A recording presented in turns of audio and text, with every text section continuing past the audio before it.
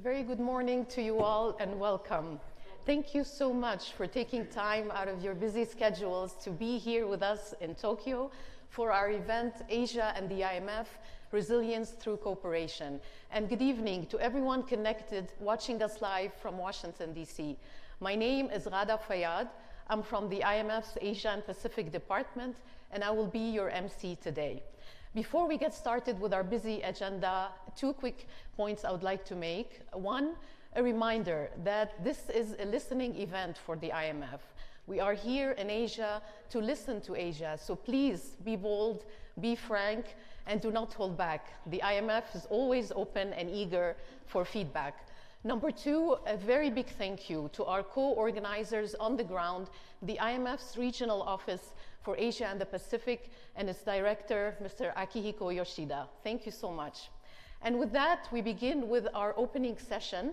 It will feature a video message from Japan Finance Minister Katsunobu Kato, followed by virtual live remarks by IMF Managing Director Kristalina Georgieva, and last but not least, the opening speech from Bank of Japan Governor Kazuo Ueda, who's present here with us. Welcome, Governor. And welcome MD Kristalina Georgieva, who's already connected with us listening to the opening session. So without further ado, please, if we can show the video recording from Minister Kato. Thank you. ご列席の皆さん、おはようございます。アジアと IMF、協調を通じた強靭性の開会にあたり、メッセージを寄せる機会をいただき、光栄に思います。IMF 設立80周年の節目に、アジア諸国と IMF の共同を一層深めるとともに、IMF の未来を共に展望するイベントが、ここ、東京で開催されることを心から歓迎します。また、開催にあたり、強いリーダーシップを持って、世界経済の安定に貢献されているゲオルギエバ専務理事に敬意を表するとともに、本イベントの実現に尽力してこられた IMF 本部及びアジア太平洋事務所職員の皆様に心から感謝を申し上げます。日本はこれまで自由で開かれた国際経済システムの強化は、世界経済の発展に寄与するとともに、日本の国益でもあるとの基本的考え方のもと、IMF の第2の出資国として、その運営に日々貢献するだけではなく、グローバルな危機に際しても、IMF のパートナーとして国際金融システムを支え続けてまいりました。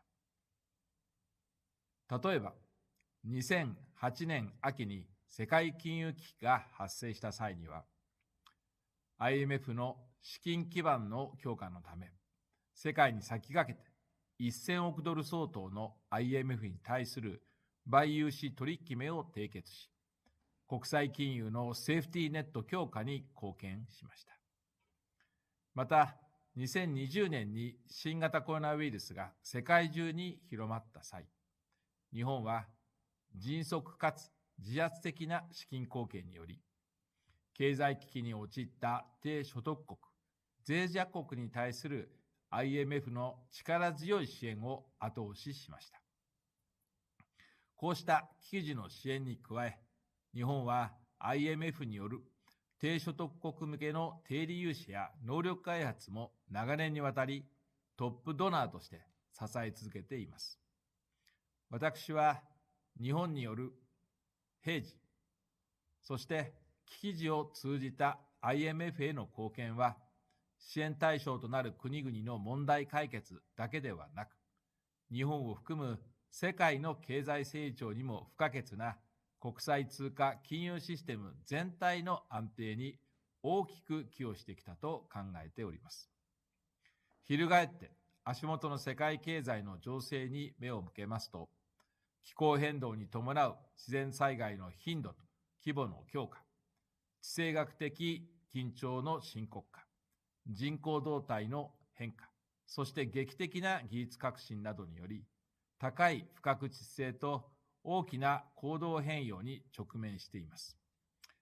私は昨年10月にワシントンで開催された50回目となる国際通貨金融委員会に出席した際、グローバル経済が大きく変容し、ブレトンウッズ80周年を迎えるこのタイミングは、長期的視点を持って、IMF の今後の役割や在り方に関する議論を始める好機と申し上げました。本イベントにおいても、そうしたテーマが取り上げられると伺っております。私が重要と考える視点を、この機会にいくつか申し上げたいと思います。まず、世界経済が大きく変容する中にあっても、国際金融セーフティーネットの中核として、さまざまな機関と連携しながら、加盟国の国際収支に影響を与える課題を解決するという IMF の基本的な役割は今後も維持されるべきであります。その上で、激変する外部環境や多様化する加盟国のニーズに適応しつつ、不変のミッションを効果的に果たしていくために、IMF は持てる手段を不断に見直し、磨き続ける必要があります。その観点から次の3点が重要だと考えます。第一に、さまざまなショックに最も脆弱な低所得国や小規模な島国のニーズへの対応を IMF の中核的業務と位置づけた上で、IMF の既存の制度がこうしたニーズに十分に応えることができているのか、改めて検討することが必要と考えます。第2に、各国が直面する国際収支上の課題には、短期から中長期、あるいはその国の構造的課題に根ざすものから、外生的なショックによるものまで、様々なものがあるところ、こうした多様な国際収支上の課題に幅広く対応できるようにする必要があります。第3に、世界経済を取り巻く高い不確実性を踏まえ、IMF の業務を支える組織基盤を強化する視点が重要であります。例えば、IMF による低所得国や脆弱な島国への支援をコア業務として位置づけるのであれば、これらの財務持続可能性を一層高める必要があります。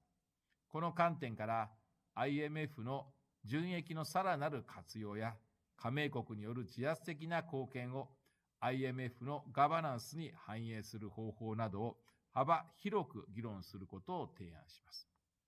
以上申し上げた点も踏まえつつ、本日参加される皆様が IMF の将来について既存の枠組みにとらわれない、忌憚のない議論をされることを期待しております。そして、本イベントが設立80周年を迎える IMF とアジア地域及び日本の関係の新たな1ページとなることを記念して、私のご挨拶とさせていただきます。ご清聴ありがとうございました。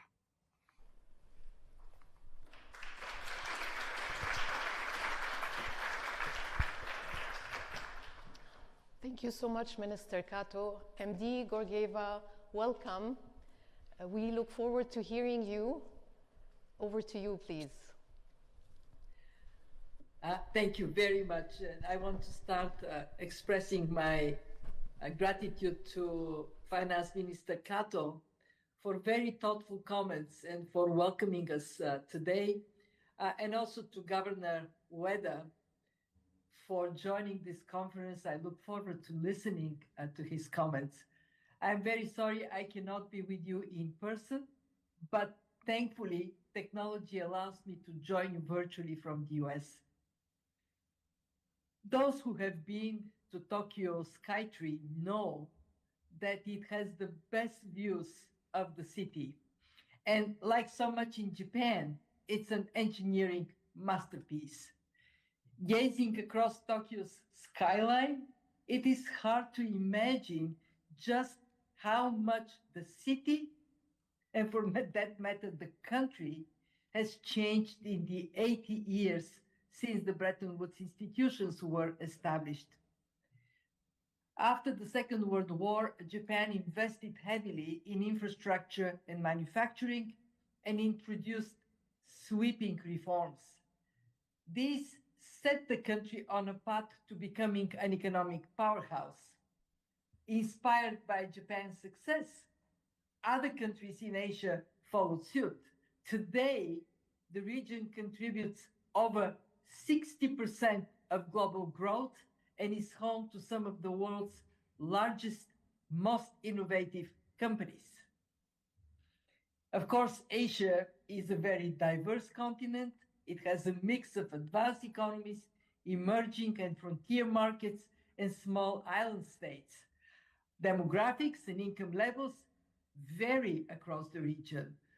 But one thing is common for countries: openness and deepening economic ties have been crucial to countries' success. With the world changing, many countries face weaker growth prospects and are saddled with high public debt.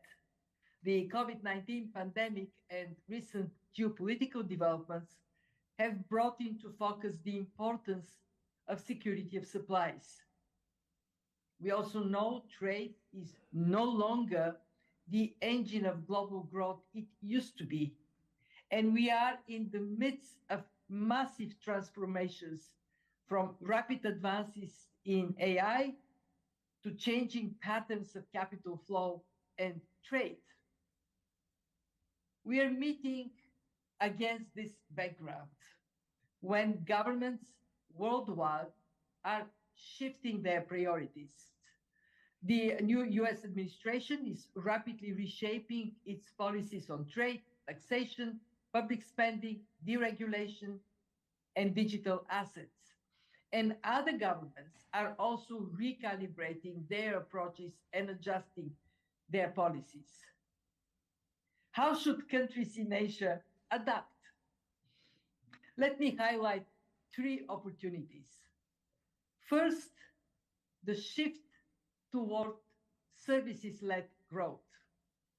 While trade in goods has flattened, service flows are surging. In fact, services have already drawn about half of the region's workers, up from just 22% in 1990. Economists have traditionally thought of services as less productive than manufacturing, but our research suggests otherwise. Asia's labor productivity in financial services is 4 times higher than in manufacturing and twice as high in business services. Second, digitalization and AI. The demand for digital products and services in the region has accelerated quickly and is on track to continue growing faster than the region's GDP. Japan's Rakuten, China's Alibaba Group, Indonesia's GoTo Group now rival e-commerce giants Amazon and Walmart.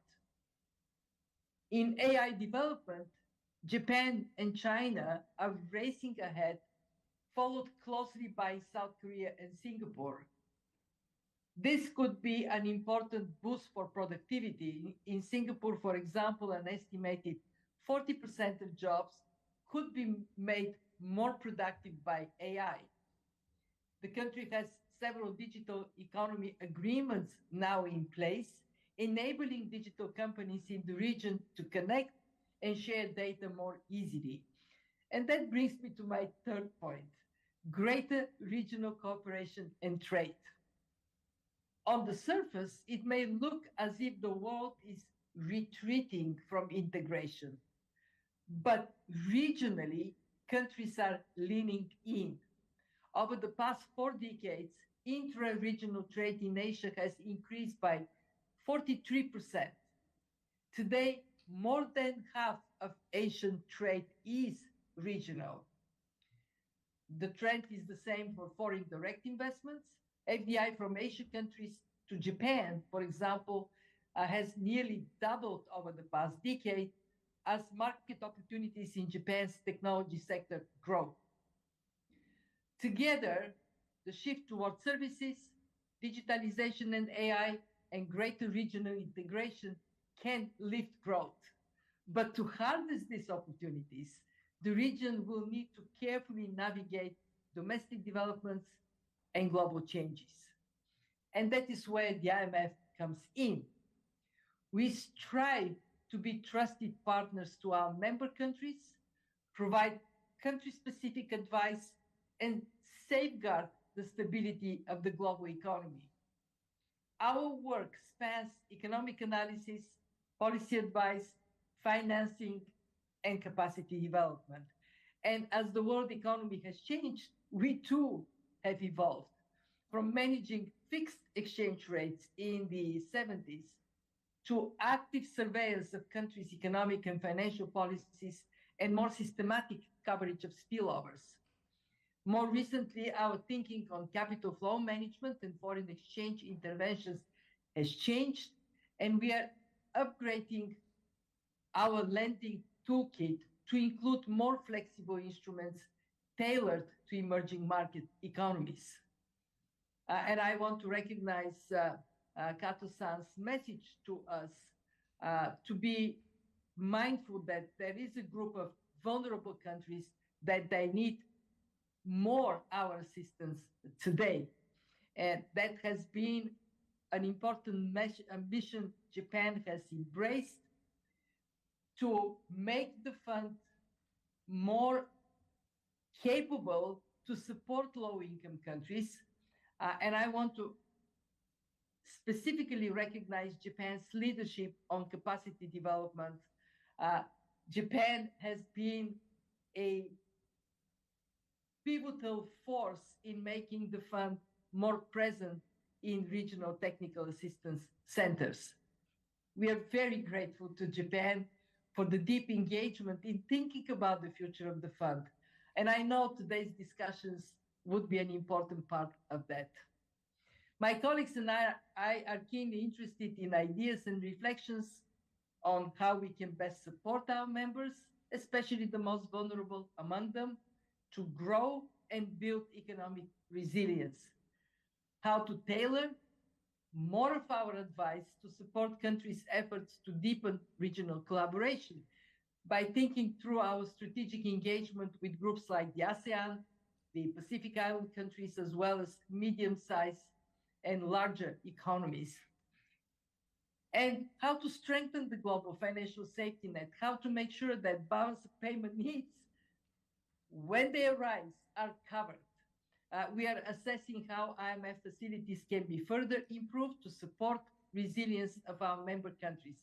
And we are working closely with regional arrangements to enhance crisis prevention and response capabilities. Let me finish with the following. We know from experience that reforms are hard, but we also know they can steer countries towards stronger and durable growth and achieve a more stable and prosperous global economy. This is our commitment to our members. They can count on us in this journey. Deputy Managing Director Nigel Clark and the rest of our team are excited to be part of today's productive discussion. I very much look forward to the outcome of it. And as Kato-san said, think out of the box. There is no space for complacency in a changing world. The fund has the duty to change. Thank you.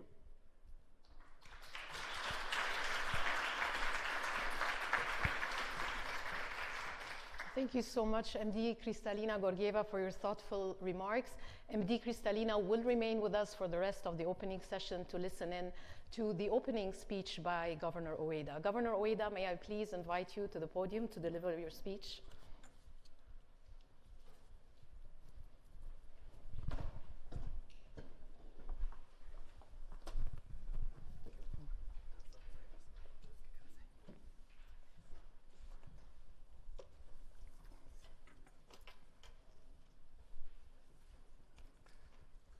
Thank you for inviting me here to celebrate this important milestone.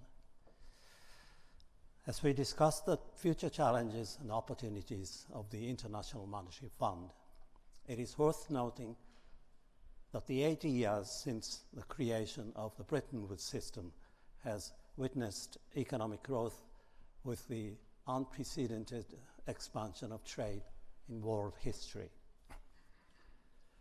Throughout this period, the IMF has consistently played a key role in promoting global cooperation and maintaining the stability of the international monetary system, even after the collapse of the Bretton Woods system in 1971. I will start my remarks by reviewing the response of central banks and the IMF to the Asian economic crisis in the 1990s. Then I will explore how we can reap the benefits and avoid the pitfalls of cross-border capital flows in an era of geopolitical uncertainty. Cross-border capital flows have benefits and drawbacks. There is a broad consensus that inflows of capital are beneficial to recipient countries, as they can make up for deficiencies in long-term risk capital for financing investment. Indeed, by attracting foreign direct investment from advanced countries, Asian emerging economies have been on a strong growth trend as a global hub for manufacturing supply chains. Capital flows can also be beneficial to the sending countries, offering investment opportunities for the savings generated by aging populations that have been typically seen in Japan. Meanwhile, capital flows can also pose risks. They can be volatile and procyclical, amplifying economic and financial cycles in recipient countries. During risk-on periods, capital inflows into the emerging markets tend to surge, adding further credit to an investment boom and fueling an asset price bubble with increased leverage. This process can reverse dramatically during risk-off periods. If severe negative shocks are propagated through global financial markets, even countries with stable performance may get caught up in sudden stops and sharp reversals, falling into a recession accompanied by deleveraging.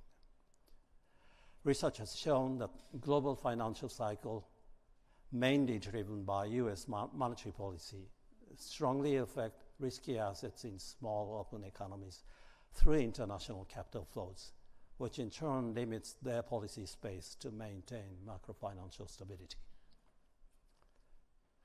Indeed, the Asian economic crisis in the late 1990s is a powerful reminder of the economic turmoil that can be triggered by disruptive capital outflows. It is important to note that in this respect, the Asian crisis differed crucially from classic balance of payments crises or currency crises previously seen in emerging economies. In the run-up to the Asian crisis, gross rather than net capital inflows surged amid financial liberalization and globalization, and they acted as an amplifier of double mismatches, currency and maturity mismatches, which had built up in the domestic banking system. In this situation, the dramatic reversal of gross capital flows triggered the banking crisis and currency crisis simultaneously with large-scale deleveraging.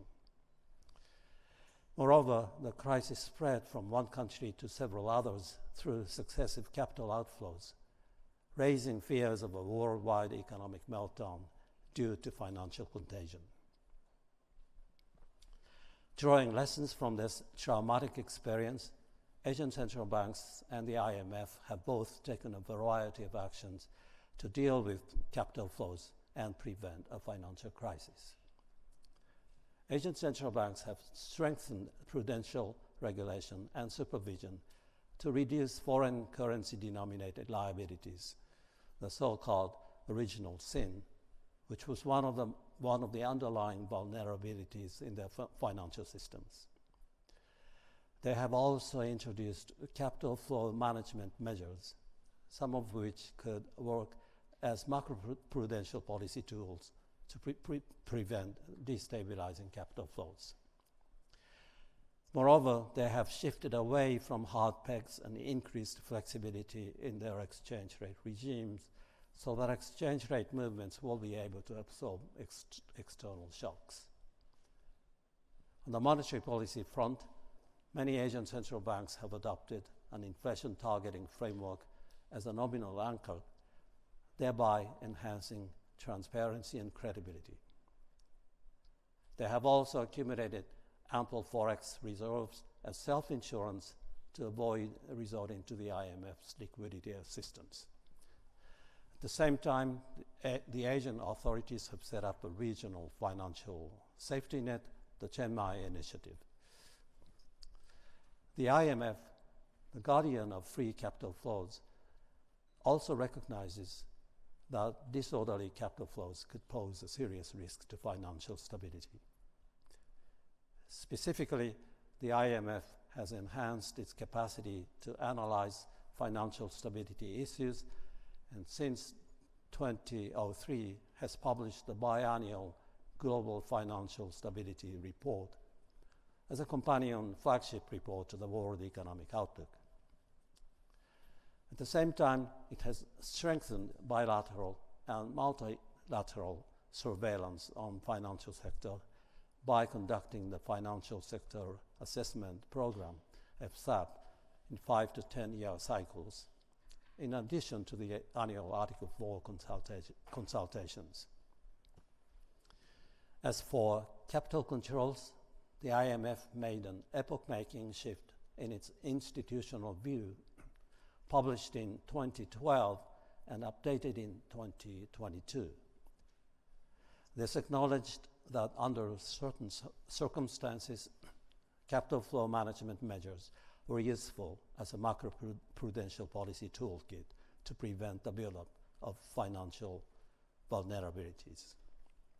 Moreover, the IMF enhanced its role of providing liquidity support for member countries in times of crisis by increasing the size of its lending capacity and introducing precautionary lending facilities such as the flexible credit line.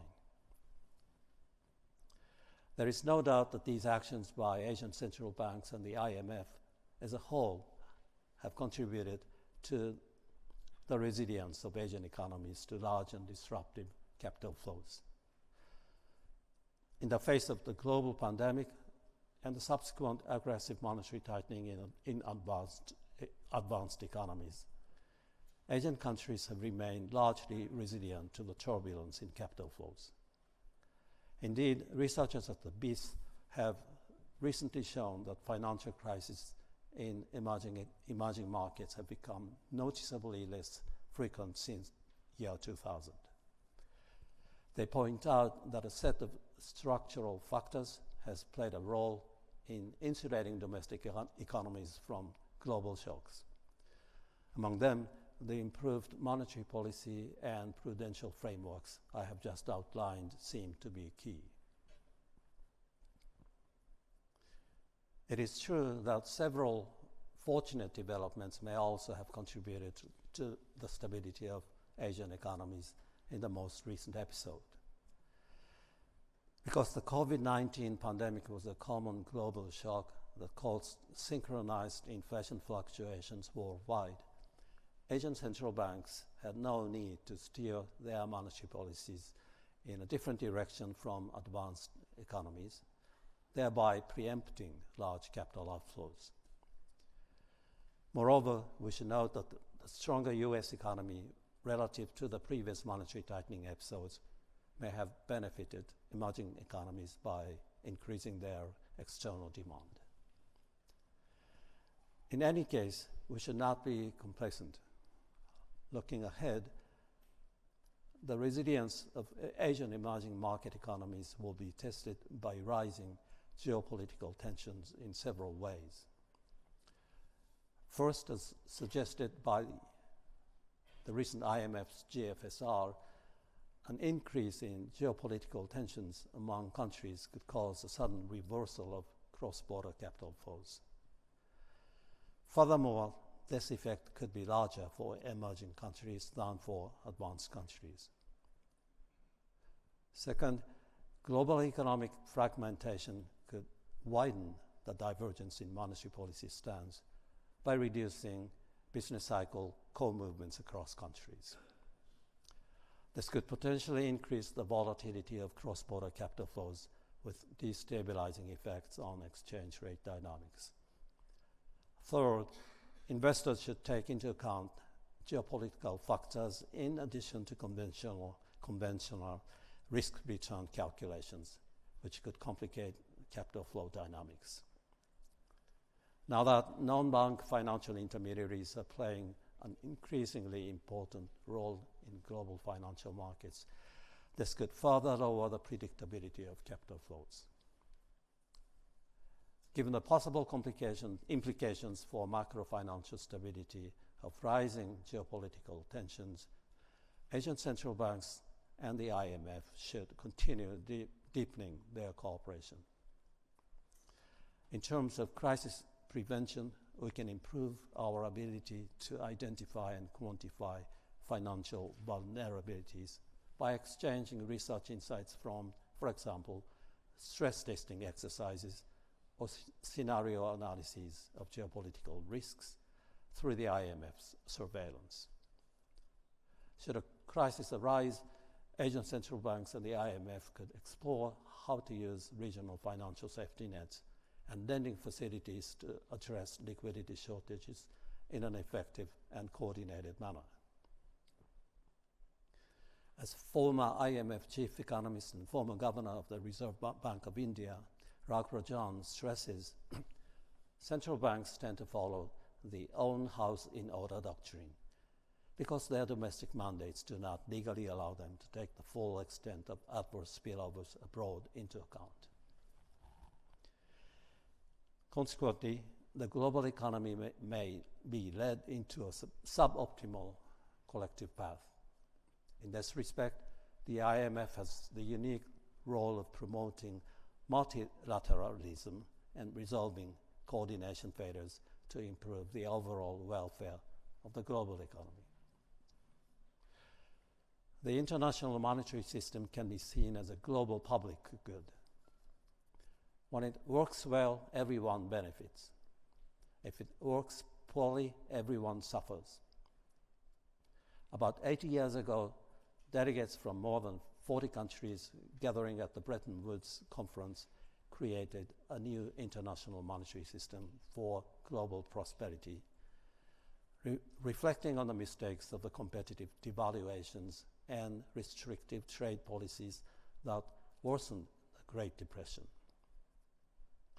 The Bretton Woods system itself ended in 1971, but its spirit is alive and well. I believe it is time once again to renew our commitment to global economic cooperation in this era of heightened geopolitical uncertainty. Thank you for your attention.